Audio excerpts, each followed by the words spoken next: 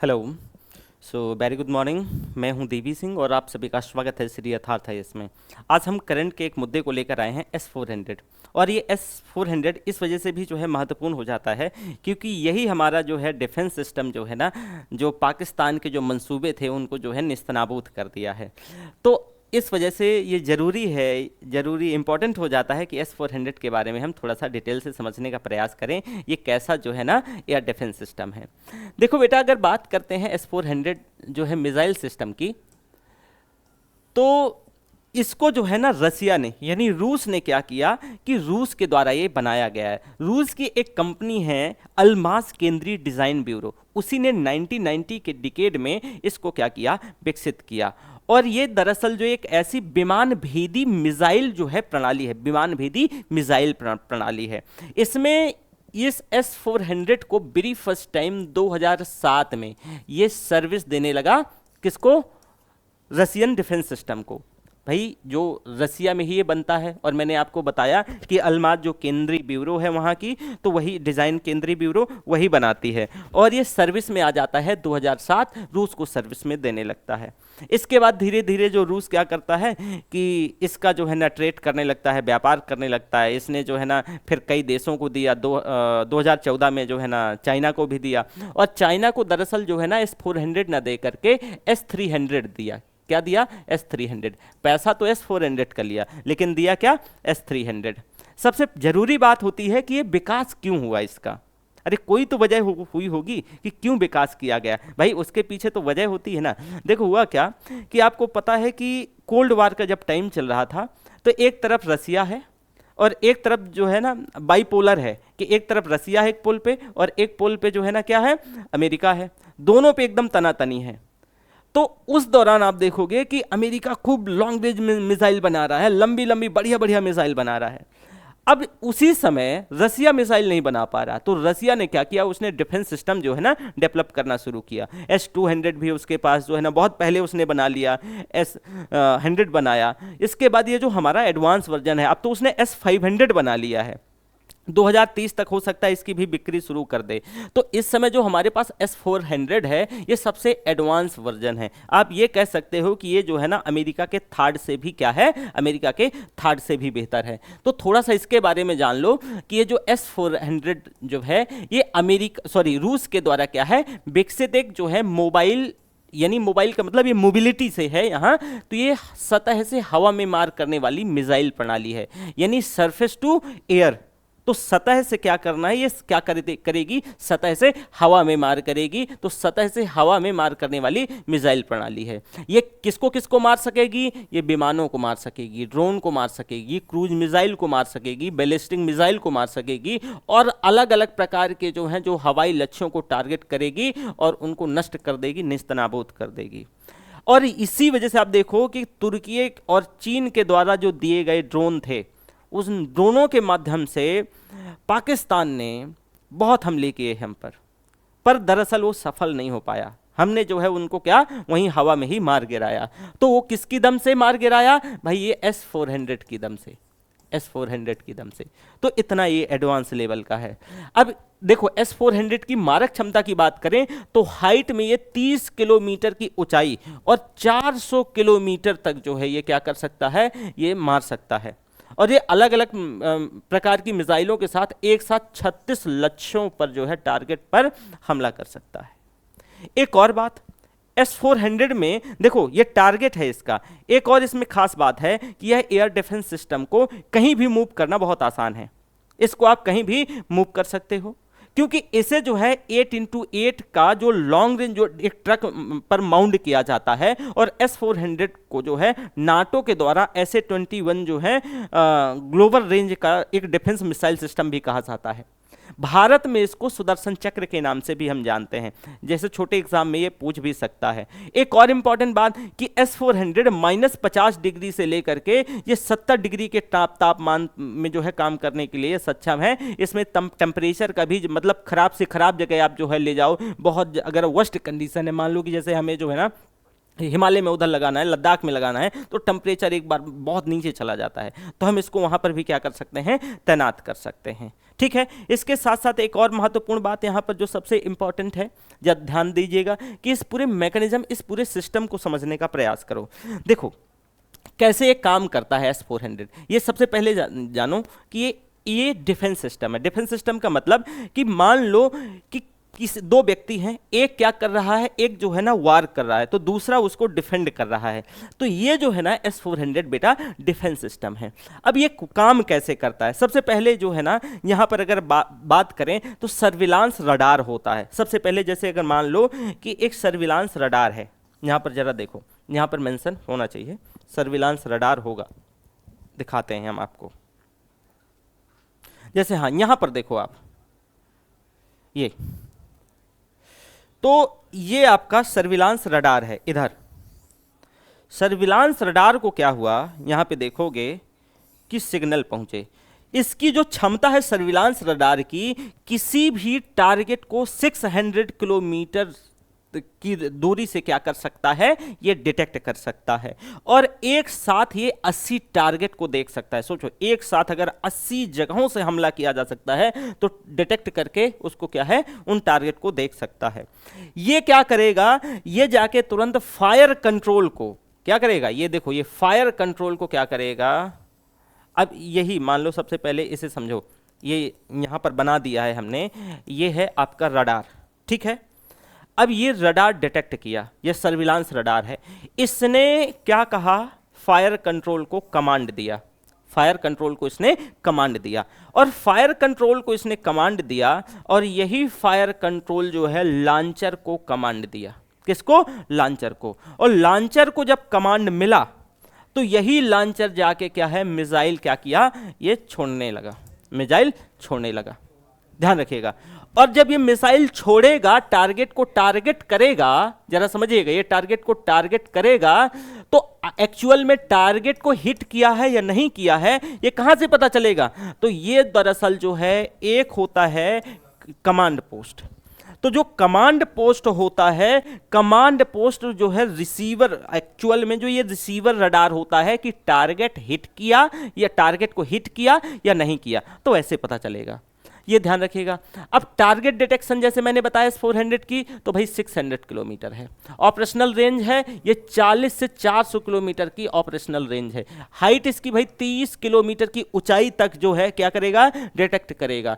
अधिकतम स्पीड आप देखो कि इसमें 4.5 किलोमीटर पर सेकंड, और ये इसीलिए अपने आप में बहुत जो है क्या है, दुनिया का सबसे उन्नत जो है डिफेंस सिस्टम है। अब दुनिया का सबसे उन्नत क्यों, क्योंकि आप ये 17,000 किलोमीटर पर घंटे की रफ्तार से जो है ये क्या करता है, मिसाइल छोड़ेगा, ठीक है। और आप देखो कि आपके पास जो आपके तरफ जो है किसी का कोई विमान आ रहा है या कुछ भी आ रहा है, वो मैक्स टू मैक्स 2 या 3 4 मैक के हिसाब से जो है ना उसकी स्पीड है, पर इसकी स्पीड जो है ये आप देखोगे 15 मैक की स्पीड है।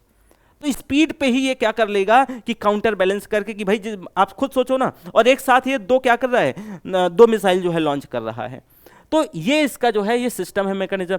दूसरा चीज यहां पर अभी हम आते हैं कि ये कैसे काम करेगा, कैसे कैसे जो है ना टारगेट को क्या करता है, लेकिन उससे पहले यहां पर एक और बात जानने वाली है।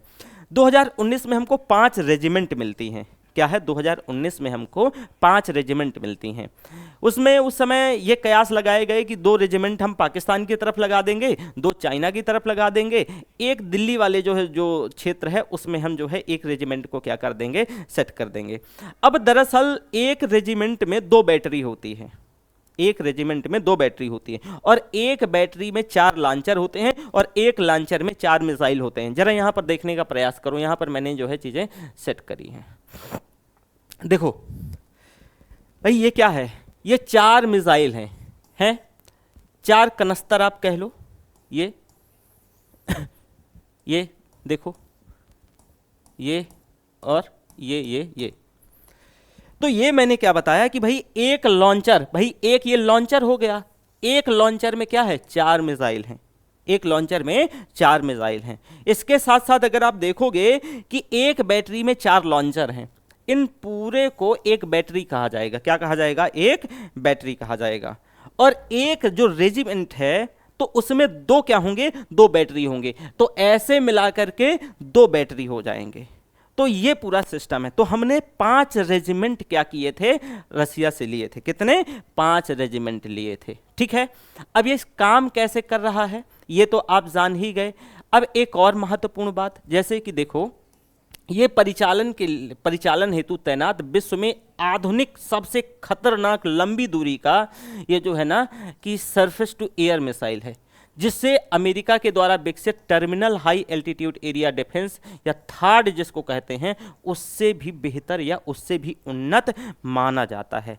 आप अंदाजा लगा सकते हो कि इसमें जो सबसे इंपॉर्टेंट बात ये आती है निकल के कि भाई ये जो हमारे पास एयर डिफेंस सिस्टम है ये बहुत ही उन्नत किस्म का है। यानी आप मोरल ऑफ द स्टोरी क्या है कि देखो द S-400 ट्रायम्फ फीचर्स की बात करें, एक बार वापस से मैं थोड़ा सा बता देता हूं कि can engage all type of aerial targets, can engage all type of aerial target including aircraft, unmanned aerial vehicles and all type of missiles and locate target at 60 kilometer and it can destroy them 40 kilometer।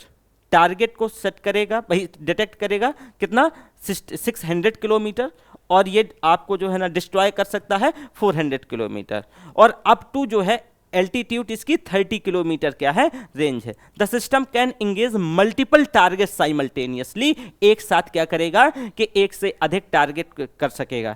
दूसरा सबसे महत्वपूर्ण बात इसके जो है अगर हम बात करें तो ये मल्टी फंक्शनल रडार जो है इसमें से सिस्टम है। इसमें से एयर जो है ना एंटी एयरक्राफ्ट मिसाइल सिस्टम है, दूसरा इसमें लॉन्चर है जो कि मैंने बताया। दूसरा सबसे महत्वपूर्ण बात कि भाई इसमें ऑटोनॉमस डिटेक्शन क्या है, इसमें टारगेटिंग सिस्टम है, साथ में कमांड एंड कंट्रोल सेंटर है। तो ये सारी चीजें हैं।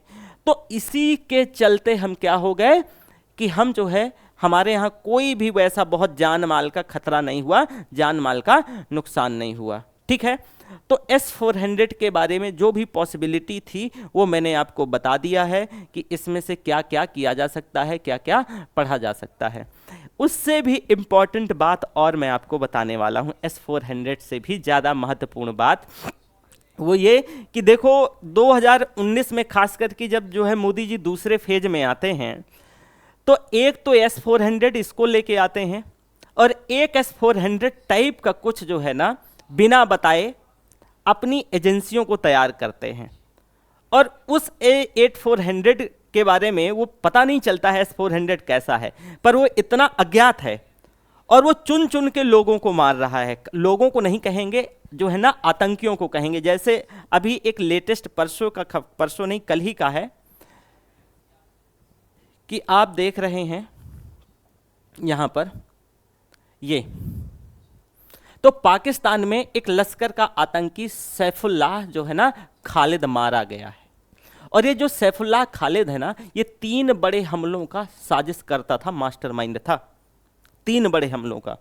ये दरअसल मैं आपको बता दूं कि बेटा ये नेपाल में रहता था, नाम बदल करके विनोद कुमार की आईडी वाईडी बना करके, और ये लश्कर तोयबा का जो पाकिस्तान में लश्कर तोयबा है ये उसी का एक जो है ना बहुत इमिनेंट आतंकवादी था और कोई अज्ञात व्यक्ति सिंध प्रांत में इसको निपटा गया।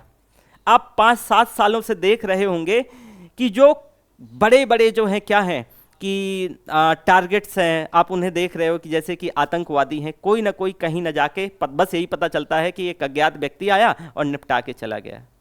मैं उस S-400 की बात कर रहा हूँ। इसमें मोदी जी की तारीफ करनी चाहिए और बहुत तारीफ करनी चाहिए, जितनी की जो है हो सके। क्यों?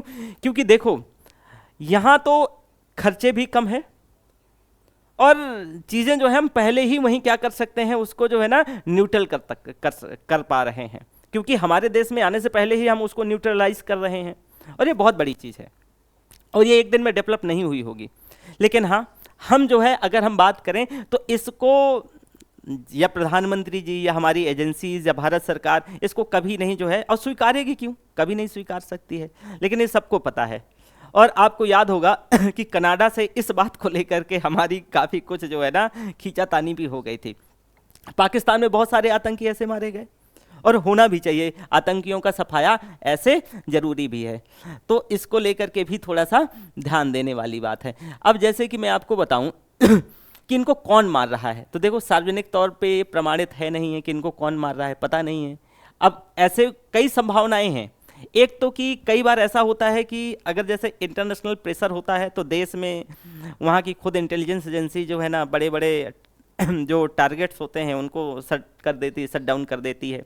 ऐसा कई बार होता है। अब जैसे कि पाकिस्तान एजेंसियों के द्वारा भी ये क्लीनिंग ऑपरेशन हो सकता है, पॉसिबिलिटी है, क्योंकि एफएटीएफ भाई उनसे उनको चाहिए पैसा, भिखमंगे तो लोग हैं। अब पैसा चाहिए तो ऑब्वियसली उनको क्या चाहिए कि दबाव में आके जो है ऐसे टारगेट्स को गिराना पड़ता है, ठीक है। अब जो है कुछ अनऑफिशियल्स कवर ऑपरेशंस होते हैं। अब इन ऑपरेशंस को हम कभी स्वीकारते नहीं हैं, हमारी रॉ या फिर कोई भी एजेंसी इनको स्वीकारती नहीं है ऐसे ऑपरेशन को लेकर के, है ना। तो ये भी एक ऐसा जो है ना ऑपरेशन चलते रहते हैं। ये मतलब ये कहा जाना चाहिए कि, और ये होता रहना चाहिए टाइम टू टाइम। और मुझे लगता है कि ये डिफेंस में तो हम खर्चा ठीक है इतना भी नहीं है जितना कि पश्चिमी देशों का है, हमारा डिफेंस में उतना तो खर्च नहीं है खैर जितना कि, लेकिन फिर भी ये मुझे लगता है कि ऐसे जो किलिंग्स हैं आतंकियों की होनी चाहिए। और अभी आपको देखा पहलगाम में, तो जैसे कि पहलगाम के लिए मैं कुछ सुनाता हूँ कि ना पढ़ सके जो कलमा तो तुमने गोली मारी, शिव तांडव सुनाएगी फौज अब हमारी। जैसे कि आपने देखा कि शिव तांडव सुनाएगी फौज अब हमारी, लो पाप का घड़ा है भर गया तुम्हारा, फिर नया सुदर्शन उठाएंगे चक्रधारी। अब वही S-400 को सुदर्शन चक्र कहते हैं ना, तो फिर नया सुदर्शन उठाएंगे चक्रधारी। 47 में बंटवारा पर चैन कब मिला था, 47 में तुमने बंटवारा कर लिया फिर भी तुमको चैन नहीं मिला, तब से ही तुम कर रहे हो बाप से गद्दारी। 65 में फिर से छेड़ी धोखे से जंग तुमने, क्योंकि देखो उस समय हम एक क्राइसिस में चल रहे थे, है ना।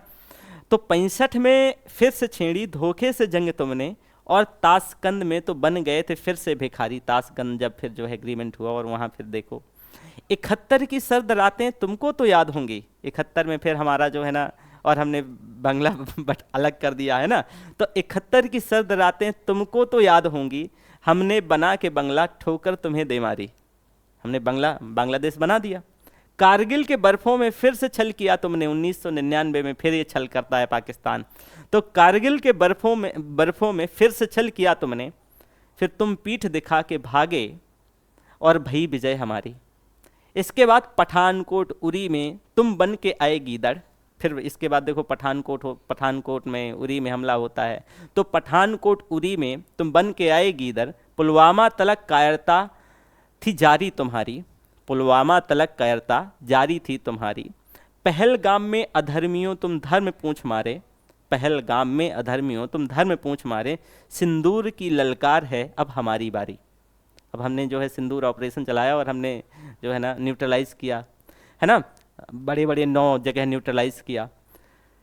तुम छोड़ याचना का पहलू नहीं बचता, अब तुम याचना मत करो। अभी ट्रंप के पास गए और कहे कि तो तुम छोड़ याचना का पहलू नहीं बचता, चुन चुन को मारेंगे क्रोधित है नारी। तो चुन चुन को मारेंगे क्रोधित है भारतीय नारी। तो ये यहीं तक, और थैंक यू, फिर मिलेंगे।